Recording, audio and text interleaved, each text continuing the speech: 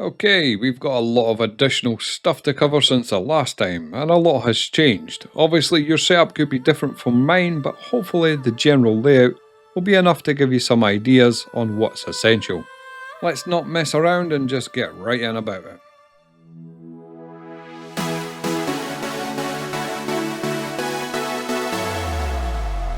So starting with the right stick, we're just going to do the basic pass of everything first, including weapon systems, and then we'll go back over and do salvage and mining, etc. This whole stick, besides control of the nose of the ship, is primarily tailored towards weapon systems and power management. These two around here are missile type on down and cycle number of missiles on up. Make sure you set cycle missiles in the settings to go back to 1 after 4. I did have this on here, but I find this scroll to be unreliable without looking at the number on the HUD. Sometimes I have to click it 2 times to get it to register the input. I've done a lot of messing around with it and it's at the best I believe it can be, and it's still not good enough. At least with here, it's a solid affirmative click and you know you've increased the number of missiles without looking. Coming to here, we have the targeting controls. Left and right cycle through subsystems. Center is lock and unlock target. But if you're looking at another target, it will lock that instead. So that's cool. Up will lock the closest attacker, and double tap on up will lock the closest hostile. Holding down will pin selected target, and just down will lock that target when you need. If you're not doing a lot of combat though, this one could be quite pointless for you, so I'd suggest this as change missile type, and then you can separately assign these two around here to up and down missile number, giving you better control without the cycling up to get back to the bottom nonsense. This controls the power triangle. Even though it's not a triangle, it still acts the same way without touching the MFDs, and it's essentially the same controls as before. Left is weapons, up is engines, shields is on right. Hold to apply to maximum and click to add 1. Down is to reset. What makes this easier, this patch at least, is that your coolers don't do anything whatsoever, and neither does your life support. So you can just take the coolers out of your ship completely. This gives you a ton of more pips to play around with, and because you've taken them out, you won't need to go into your MFD to keep disabling them each time you jump. Center click here is staggered fire mode, and this one here is lead lag pip switch. If you're on just twin sticks with no other controls, you can permanently set these in the settings so that staggered fire is always on, and lead lag pips as well. I rarely change those settings when flying anyway, but that will free up these two binds. I'd suggest flight ready on the center press, as that shouldn't shut down your ship if pressed accidentally, and toggle engines on this one here. Coming up here, this controls the external camera. This red button puts you into missile mode and also turns the LEDs red, just as a reminder. Down here, left is gimbal mode and right is fixed mode. Up is flare and down is chaff. Mouse scroll here controls the radar ping angle and the bomb scanning range when in that mode. But again, it's a hardly used feature, so you might want to use this for changing the convergence distance of your weapons for taking out ground targets. Round the back, this little pinky button is radar ping. Coming up to the triggers, we have a really nice system working these days. Pretty proud of this one actually. The main trigger, first stage, is Weapons Group 2. The second stage is Weapons Group 1. The other left stick trigger would be 3. And the trick is to always set Weapons Group 1 so it's firing all your weapons, which it always does by default anyway. So right fires lasers say, and left fires ballistics maybe. And the second stage on the right fires everything. This front trigger though is what's really cool. So if you pull this down, it automatically puts you into precision mode. Then if you pull right through, you're then pulling your other triggers as well. Never really used it for ship-to-ship combat at all really, but for ground targets and turrets it's absolutely sublime. That extra zoom, and you can still use the convergence distance to lock things in. It's really made turrets an absolute breeze lately. Highly recommend that one. This trigger here in the back is just a normal zoom control, and this main axis forward and back is pitch, left and right is roll, and twist is yaw. Under here we've got a set of pedals. Right one is forward thrust, and toe brake on that will do boost. Not the whole toe brake, just the last 5% of that axis triggers a button, so you can still relax your feet on there without fear of triggering it. You have to really put your foot down to engage the boost. It feels great, that one. The left one does reverse obviously, and the toe brake on that, same setup as before, will do the brake. And that's got space brake uses boost on it as well.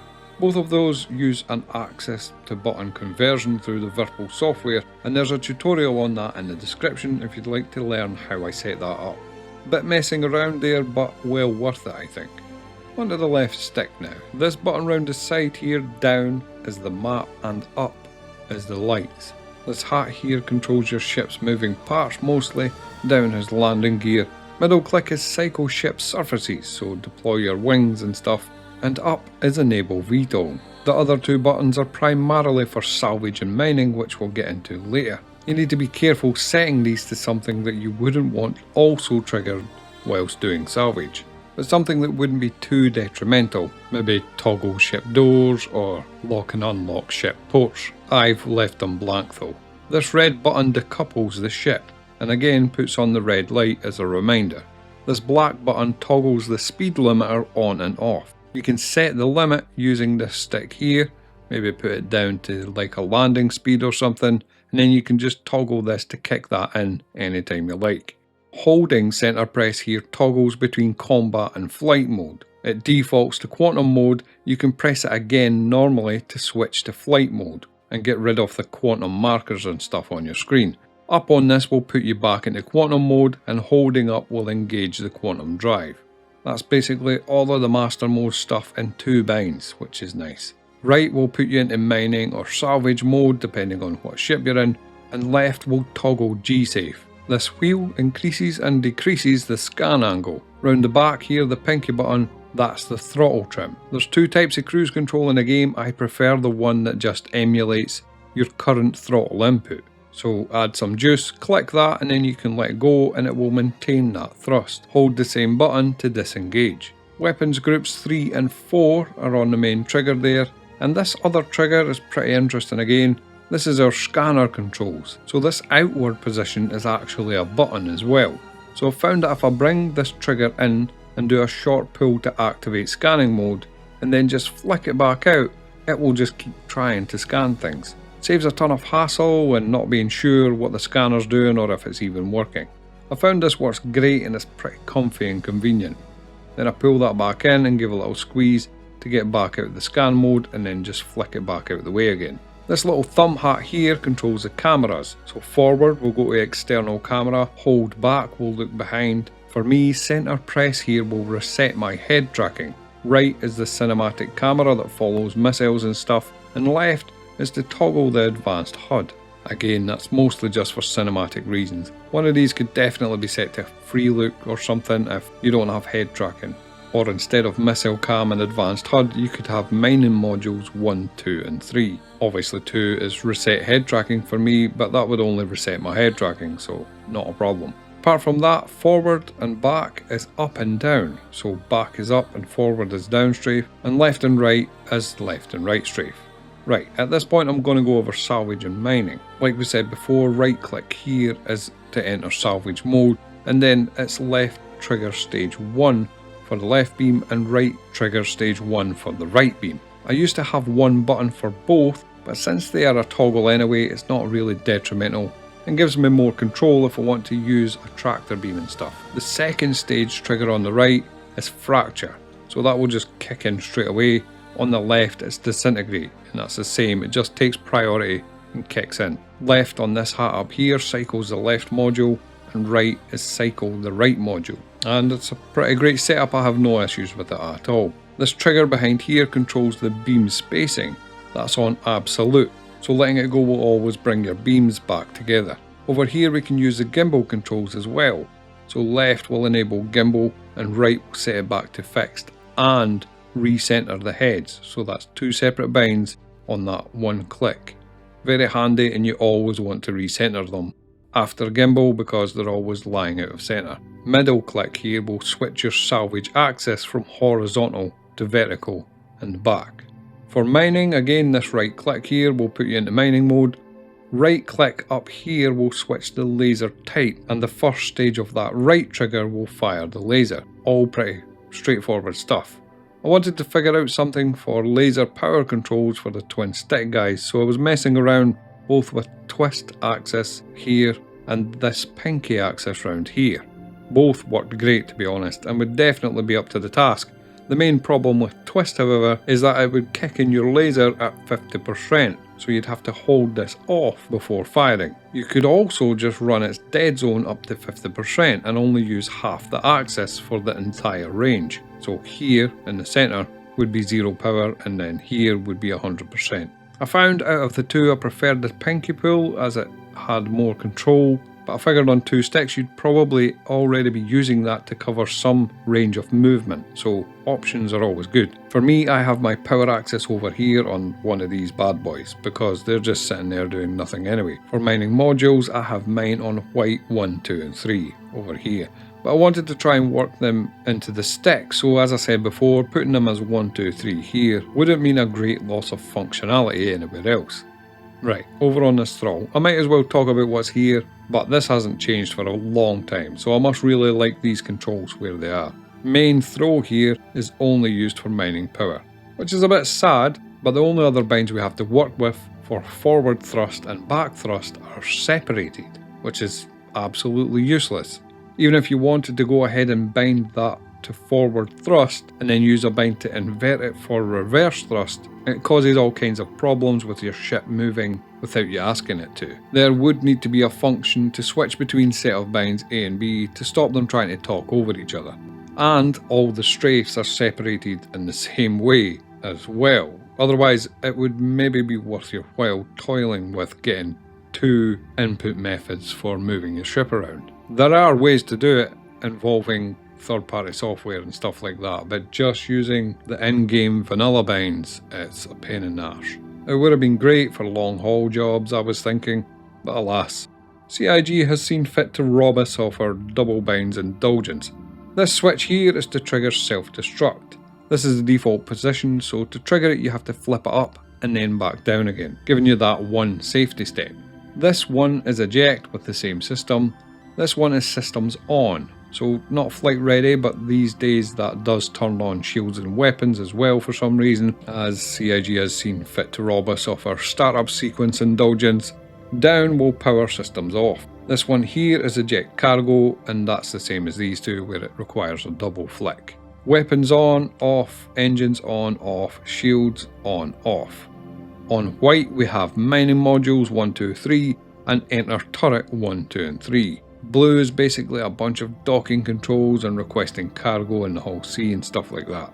Green is open all doors, close all doors, unlock all doors, lock all doors, and unlock all ports and lock all ports. Unlock all doors is actually useful these days, by the way. You should definitely try it out. Great for looting components out of other people's ships.